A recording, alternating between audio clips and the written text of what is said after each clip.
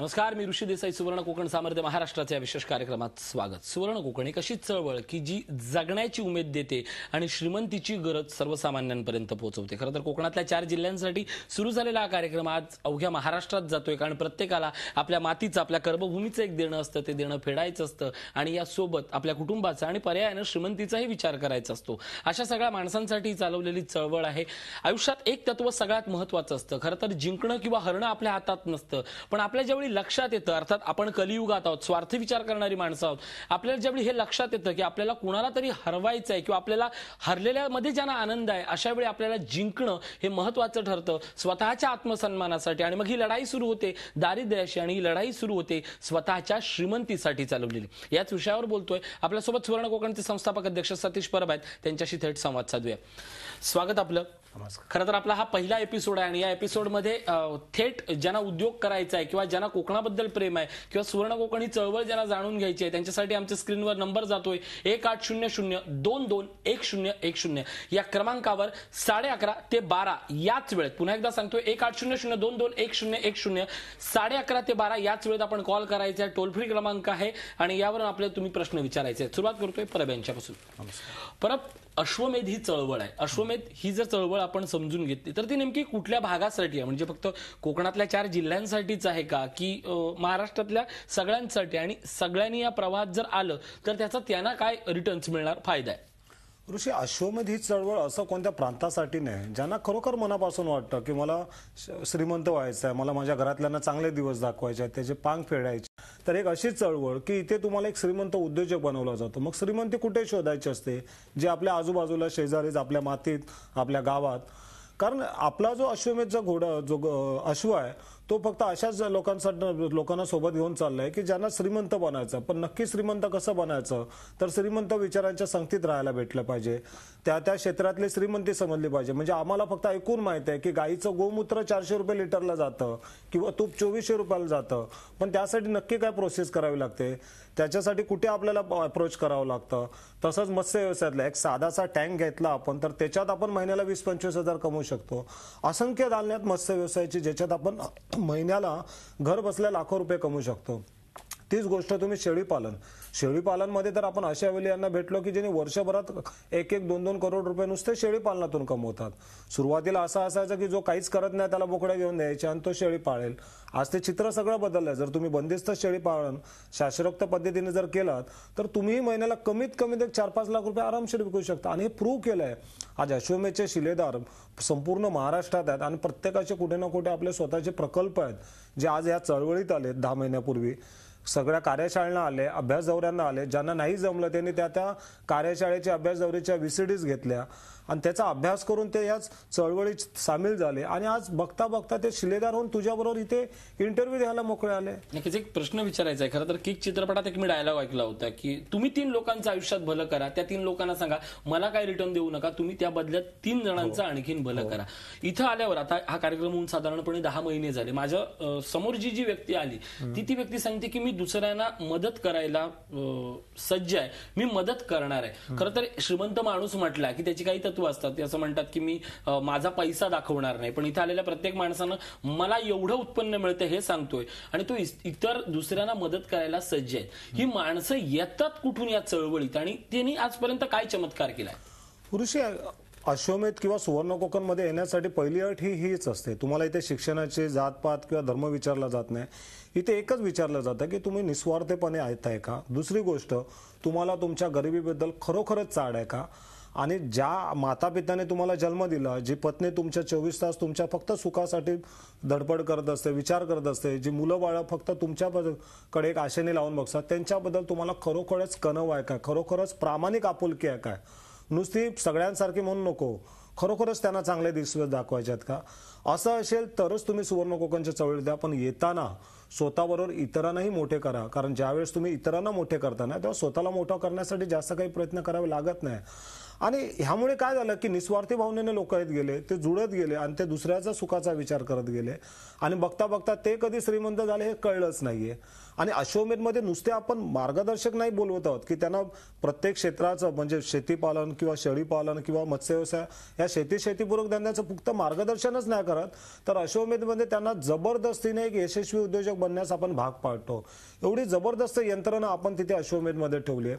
प्रत्येक 10 शिलेदारांच्या मागे आपण एक शिलेदार त्यांना ठेवतो की तो त्यांना दररोज विचारत असतो, बाबा तू कुठपर्यंत गेलास, तुला नवीन काय चालू करायचं आहे, तुला पैशाची अडचण आहे, तुला प्रोजेक्ट रिपोर्ट हवा आहे, तुला मार्गदर्शक हवा आहे की तुला अजून काय हवं आहे. हे प्रत्येक जण एकमेकाची काळजी घेत असतो आणि कोणी आपल्याबद्दल सांगत नाही तर तो त्याच्या बडीबद्दल सांगतो की नाही सर आज याला हा प्रॉब्लेम आहे, तर जरा बघा का कोण आपल्याला भेटेल का मदत. सो एक वेगळं कुटुंब बनलंय. नक्कीच आपण प्रेक्षकांशी बोलतोय आता की आता आपल्याला एक फोन येतोय.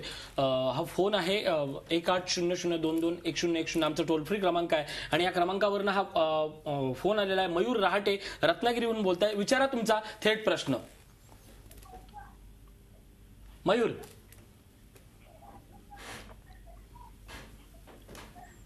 आवाज पोहोचतोय? नक्कीच जे प्रेक्षक आहेत त्यांना पुन्हा एकदा सूचना की 1800222110 वर 11:30 ते 12 या वेळेत आपण कॉल करायचे आहेत. अन्यथा सुवर्ण कोकण जे स्क्रीनवर नंबर जात आहेत त्या नंबरशी आपण संपर्क साधा. आपण अश्वमेधच्या शिलेदारांबद्दल बोलत होतो. खरं तर या अशा विषयांबद्दल जेवढं बोलावं तेवढं कमी आहे. मागच्या एका कार्यक्रमात मला सुनंदाताईंनी सांगितलेलं उदाहरण आठवते की आपण नारळाचे बाय प्रोडक्ट्स बद्दल बोलतो आणि कंद मूळ असतील फळ असतील यांच्या बाय प्रोडक्ट्स बद्दल बोलतो, पण नारळाचे वेफर्स होतात आणि ते जपान आज करतंय. खरं तर या गोष्टी आपणही करू शकलो असतो, फक्त त्या आपल्याकडे केल्या जात होत्या, फक्त त्या आजीच्या आणि पणजीच्या समजून आपण त्या डब्यात बंद करून टाकल्या. हे बिझनेस आहेत भविष्याचे. नुसते नारळाचंच नाही तर सगळ्याच गोष्टी आपण डब्यात बंद करून टाकल्या. आपण नको त्या गोष्टीच्या मागे धावतोय, नको त्या पाश्चिमात्य सगळं आपण बदलू शकतो. एक फोन येतोय, पुन्हा एकदा जातोय. मयूर रहाटे आपल्यासोबत आहे. विचारा मयूर प्रश्न. सर आंबा उत्पादनचं कसं काय कोकणामध्ये? नाही, आंबा उत्पादन म्हणजे तुमचा प्रश्न समजला नाही, जरा पुन्हा सांगाल ना. आंबा म्हणजे आंबाचे रोज हे करायचे असेल, आपले लावायचे असेल आंबा वगैरे, तर काय म्हणजे आंब्याला मोहर कसं पडतं ते सर्व काय म्हणजे ते समजू शकता तुम्ही?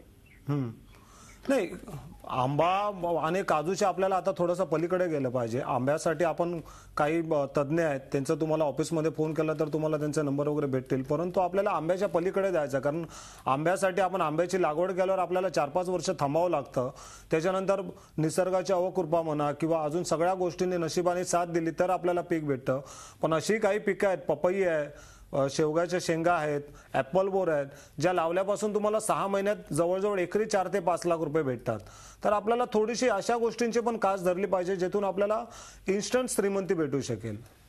नक्कीच आपण याच विषयावर येतोय. खरं तर ही मानसिकता आहे ना, ही मानसिकता आपल्याला नेहमी फेस करावी लागते की कोकण म्हटलं, त्यातला उद्योग म्हटला की आंबा, नारळ आणि पर्यटन या पल्ल्यात जात नाहीयेत लोक. ते आपण कसं चेंज करू शकतो? नाही, ऑलरेडी चेंज झालाय. कारण ज्या वेळेपासून सुवर्ण कोकणची चळवळ झाली ना, आज तुम्हाला जवळजवळ 100-150 मी प्रकल्प दाखवेन की तिथे तुम्हाला शेवगाच्या शेंगाची झाडं म्हणा किंवा ऍपल बोर किंवा पपई अशी पिकं लावलेली तुम्हाला भेटेल. आणि हे शाश्वत पिकं आहेत, जे जिथे आंब्याला तुम्हाला 5 ते 6 हजार रुपये एकरी भेटतं, तेच ही पिकं अवघ्या 6 ते 7 महिन्यामध्ये तुम्हाला 4 ते 5 लाख रुपये एकरी देतात. त्यामुळे एकाचं बघून एक आता करायला सुरुवात झाली ऋषी. नुसतं एवढंच का आंब्याबद्दल किंवा आपण फळ लागवडीबद्दल कशाला बोलतो, आपण भाजीपाला जर बघाल तर असेही भाजीपाला व्यावसायिक आहेत की जे वर्षाला 20-20 लाख रुपये कमवतात शेडनेटच्या द्वारे हे करतात. कारण ज्यावेळेस तुम्ही शेडनेट ही पद्धती वापरतात, मी राहटे साहेबांना सांगू शकेन की अशा वेळेस आपल्याला शेडनेट पद्धतीतून जर आपण नवीन आधुनिक पद्धतीने जर पीक केलं तर ही निसर्गाच्या सगळ्या गोष्टींना आपल्याला थोड्याफार प्रमाणात थोपवता येईल आणि आपलं नुकसान आपल्याला टाळता येईल. नक्कीच आपलं नुकसान आपल्याला टाळता येईल आणि हाच मुद्दा अतिशय महत्वाचा आहे. मित्र, आंबा लागवड याबद्दल आपण जास्त का नाही बोलत किंवा नारळ लागवड याबद्दल बोलत का नाही? आज आपल्याला जो पैसा हवाय तो आज हवाय. सागाची लागवडही आपण करू शकतो, पण जे उत्पन्न साधारणपणे 20-25 वर्षानंतर मला मिळणार आहे तोपर्यंत त्या उत्पन्नात मी केवळ डेड इन्व्हेस्टमेंट म्हणून का करत राहावं? आज शक्य असं आहे की आज केलेली गुंतवणूक ही तुम्हाला जर 7-8 महिन्यांनी रिटर्न्स लगेच देत असेल तर त्या व्यवसायाकडे जाणं ही आजची काळाची गरज आहे. याच विषयावर बोलतोय. पाहत राहा सुवर्ण कोकण आणि कॉल करा आमच्या नंबरवर.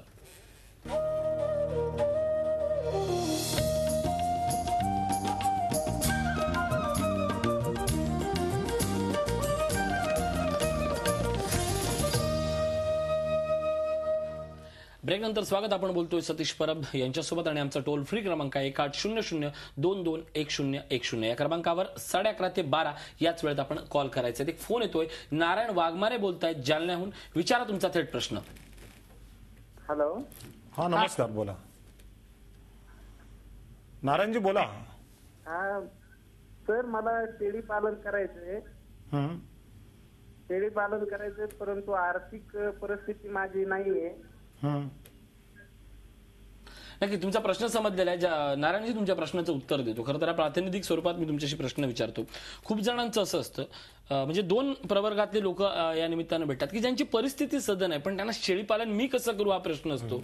आणि काही जण असतात की त्यांना शेळीपालन करायचं आहे, पण त्यांच्यासाठी त्यांची परिस्थितीच्या मर्यादा असतात. अशा वेळी सरकारी योजना किंवा या गोष्टीचं मार्गदर्शन हे त्यांना कमी पडतं. अशा लोकांनी काय करावं?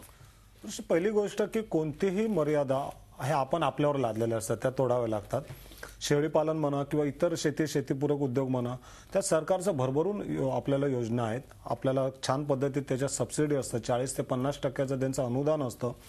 आणि ह्या सगळ्या गोष्टींचं, कारण नुसतं शेळीपालन आपण पैशामुळे अडलोय तर असं नाही, तर ज्यांच्याकडे पैसा आहे आणि ज्यांच्याकडे पैसा नाही अशांसाठी मी सांगतो की ह्यांना ह्या ज्या कार्यशाळा असतात सुवर्ण कोकणच्या, आताच आम्ही 24 आणि 25 तारखेला सुवर्ण कोकणची कार्यशाळा आम्ही घेतोय जानेवारीमध्ये सावंतवाडीला.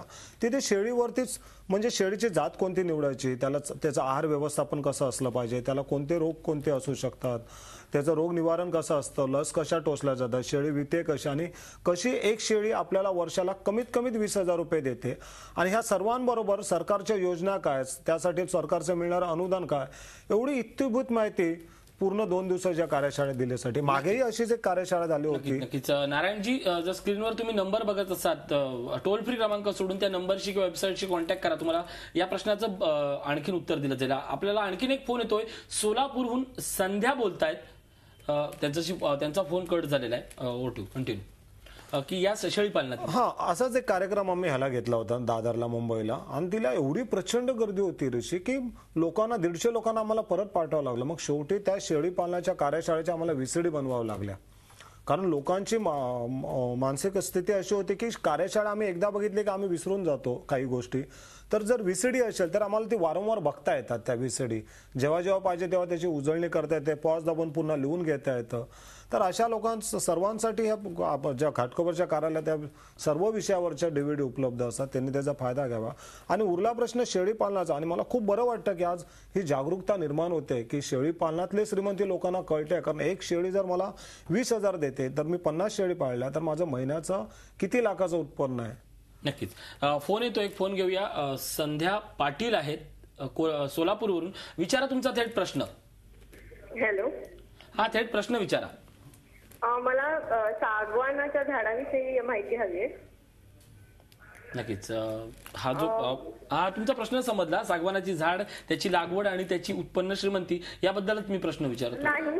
हॅलो. हा, विचारा. मला हा प्रश्न विचारायचा आहे की त्याचा मार्केट विषयी माहिती हवी आहे.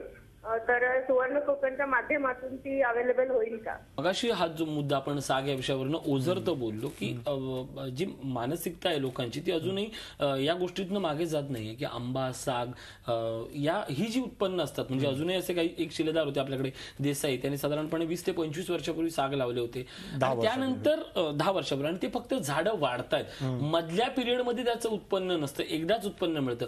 किंवा अशा प्रकारची जर लागवड केली, म्हणजे सागाचं उत्पन्न आणि त्याला आंतरपीक म्हणून मसाल्याचं पीक घेतलं तर त्याचे कसं असतं बेनिफिट असतात? सगळ्यात महत्वाचं हे सगळं करताना तुमचा उत्साह कायम राहायला पाहिजे. आणि उत्साह कायम कधी राहतो? जेव्हा तुमच्याकडे पैसा येतो. तुम्ही सागाची लागवड कराल आणि 10 वर्ष वाट बघाल, 10-20 वर्ष, तर तोपर्यंत तुमचा उत्साह तुम्हाला एकदम निरुत्तर करून ठेवतो. त्यापेक्षा जर त्याच्यात मसाल्याची पिकं किंवा इतर आंतरपिकं घेतली तर प्रत्येक वर्षाला तुम्हाला तुमचे एक कॅश फ्लो तुमच्याकडे कंटिन्यू राहायला जाईल. आणि उद्योजक तेव्हाच मोठा होतो जेव्हा त्याच्याकडे कंटिन्युअसली कॅश फ्लो होतो. आम्ही अशोमधमध्ये हेच करतो की तुम्ही एक प्रोजेक्ट करू नका. जर तुम्ही गायी पाळता, गायीतले तुम्ही श्रीमंती आणू, तर गायीच्या दुधापासून तुम्हाला पैसे भेटतीलच, पण शेणापासून, गोमूत्रापासून जर श्रीमंती हवी असेल तर त्याचे बाय प्रोडक्ट्स बनवा. ते शेण तुम्ही असे शॉर्ट टर्म जी लागवड आहे तुमची, पपई आहे किंवा शेवगा आहेत, ॲपल बोर आहे, ज्याच्यातून तुम्हाला हमखास पैसा भेटतो तिथे वापरा. बाजूला 10-12 शेळ्या पाळा, गावठी कोंबड्या अशा पाळा की ज्याची किलोला किंमत 700-800 रुपये. मी कडकनाथ कोंबडीबद्दल बोलतो ऋषी. तर असे 4-5 प्रोजेक्ट जर तुम्ही उभे केलात ना एकत्रच, आणि त्याला जागा पण खूप कमी लागते ऋषी, तर तुम्हाला महिन्याला ₹1,00,000 तुमचे कुठेच गेले नाहीत. आणि त्यासाठी ह्या सगळ्या गोष्टी जर सविस्तर जाण्याचं असेल ना, तर घाटकोपर ऑफिसमध्ये जर फोन केला तर सविस्तर माहिती त्यांना तिथे भेटते. नक्कीच. आपण या सगळ्याबद्दल जेव्हा बोलत असतो, मला असं आठवते की सुरुवातीला तुम्ही एक कार्यशाळा घेतली होती की त्या विषयात सगळ्याबद्दल बोललं जातं. तर अशा प्रकारची सगळ्या विषयांची कार्यशाळा लवकरच आपण घेणार आहोत का? हो ऋषी, आता लवकरच पुढच्या महिन्यात आपण एक सगळ्या विषयांची कार्यशाळा घेतो. ह्याला आपण उद्योजक निर्माण कार्यशाळा, कारण खरोखरच त्याच्यातून उद्योजक घडले जातात. आज जेवढे जवळजवळ 1.5 लाख लोकांनी सक्रिय सहभाग नोंदवला या कार्यशाळेत. अभ्यास दौरे, आणि अभ्यास दौरे खूप महत्वाचे आहेत ऋषी. कार्यशाळेमध्ये तुम्हाला फक्त अवेअरनेस निर्माण होतं, त्यातली श्रीमंती समजते की शेळी पालनात तुम्ही महिन्याला किती रुपये कमवू शकतो, गायीतून किती कमवू शकतो, किंवा इतर सगळ्या गोष्टी. पण अभ्यास दौऱ्यामध्ये ग्राउंड लेवलला जाऊन तुम्हाला सगळ्या गोष्टी बघता येतात, अनुभवता येतात, आणि तुमचा कॉन्फिडन्स लेवल वाटतं की येस, मी पण हे करू शकतो मुंबईत राहून किंवा बाहेर राहून. कारण अश्वमेधमध्ये हेच शिकवलं जातं की तुम्ही जगाच्या कोणत्याही कोपऱ्यात असला तरी तुमच्या गावी किंवा तुमच्या आवडीच्या क्षेत्रात तुम्ही कसा शेती नाही तर शेती उद्योग करू शकाल आणि महिन्याला ₹1,00,000 कमवू शकाल. नक्कीच. मित्र स्क्रीनवर नंबर जात आहेत 1800-22-1010. या नंबरवर केवळ 11:30 ते 12 आणि इतर नंबरवर आपण केव्हाही फोन करून तुमच्या उद्योजकीय ज्या काही अडचणी असतील आणि श्रीमंती होण्यातले जे काही अडचण असतील त्या प्रश्नांची उत्तरं घेऊ शकता. एक छोटासा ब्रेक घेतोय. पाहत राहा सुवर्ण कोकण, सामर्थ्य महाराष्ट्राचे.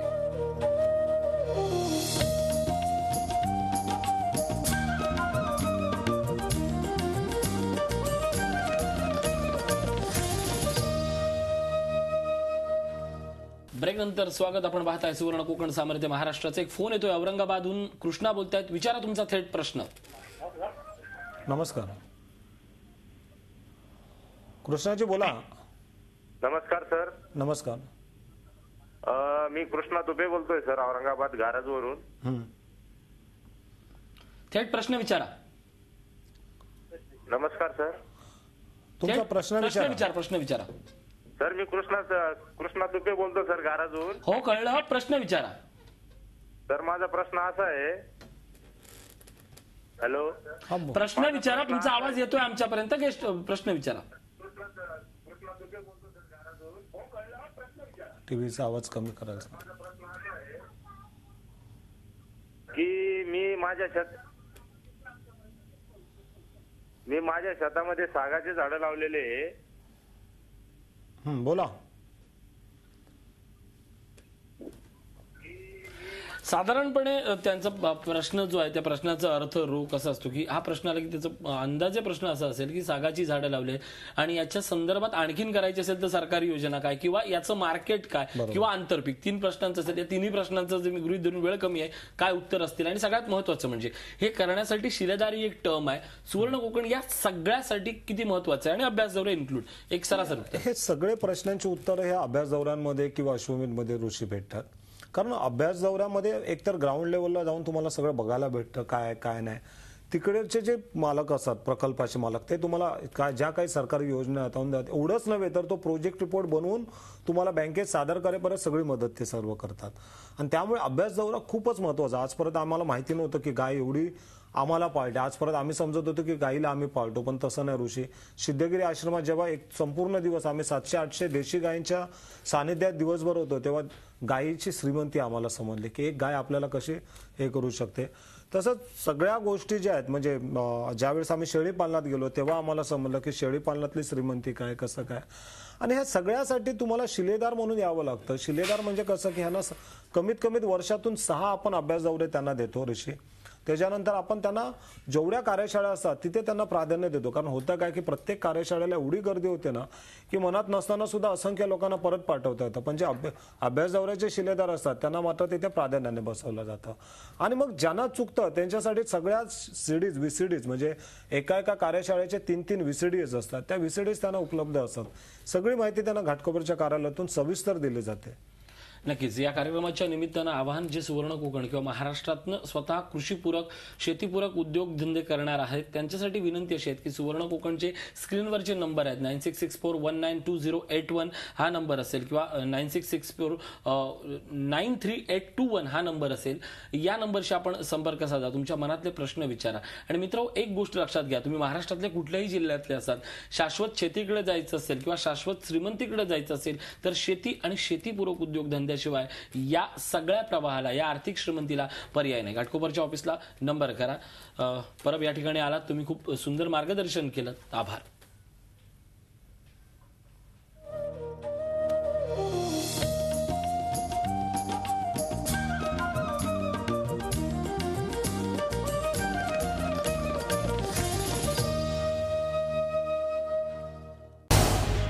झी 24 तास रहा एक पाऊल पुढे.